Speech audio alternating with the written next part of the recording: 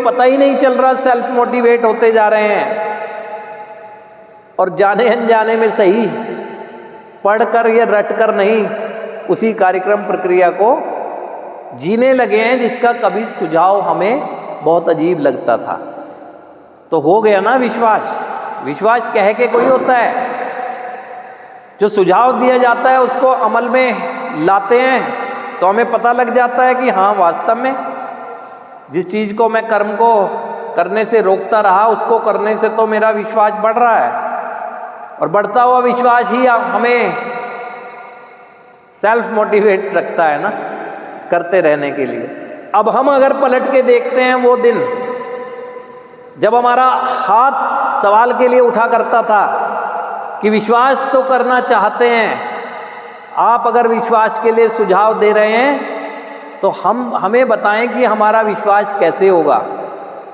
तो सामने वाले जवाब देते थे और दिया है, अमल किया है हमने भी, कि पूरा अपनी कहानी बता दी कि हमने जब शुरुआत की तो कर्म करते गए, कर्म करते गए, कर्म करते गए, कर्म करते गए, और आज तुम्हारे सामने है।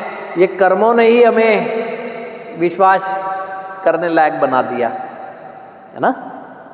तो पूरी चीज़ें हम जब अगर सुझाव मांग रहे हैं, विश्वास नहीं हो रहा है, करना चाहते हैं, तो तभी तो होगा विश्वास जब आपको जो सुझाव दिया जा रहा है उसको अमल में लाएंगे। लेकिन अगर नहीं लाएंगे तो क्या होगा? जीवन जीने की चाहत होने के बावजूद भी बहुत संभव है हम जीवन जी नहीं पाएंगे। जब ये बता दिया गया है, बार बार कह रहा जा रहा है कि आपको जीवन जीने की चाहत जो है, उस चाहत को पूरा करने के लिए क्या कोई विकल्प है? क्या कोई ऐसा मार्ग दिख रहा है जिस पर चलने की वजह से आपका जीवन जीने की जो चाहत है पूरी हो सके?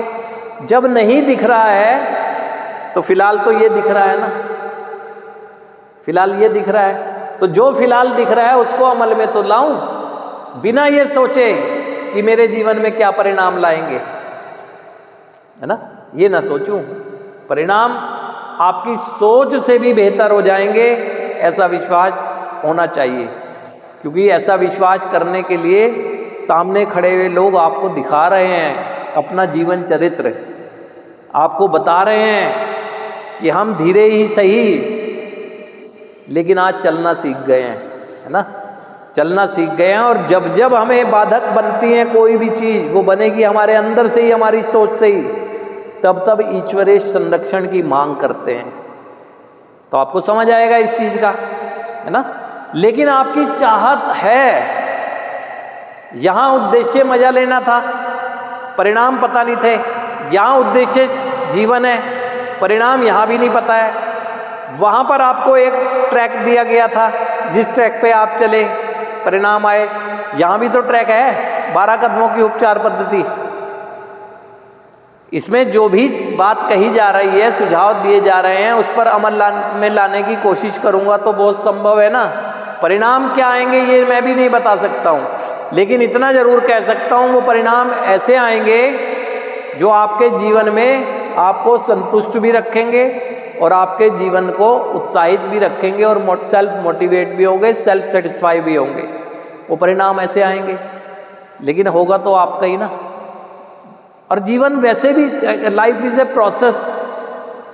एक बच्चा अगर छोटा होता है एकदम ऐसा कोई हो जाता है, प्रोसेस है, धीरे धीरे बढ़ता है, शरीर से बढ़ता है तो उसकी मानसिकता का विकास होता है। जिन लोगों के कंसर्न में आता है, जो चीज़ें करता है, वो उसका मानसिक एक विकास भी होता है, मानसिक विकास भी। तो ये प्रोसेस ही तो है।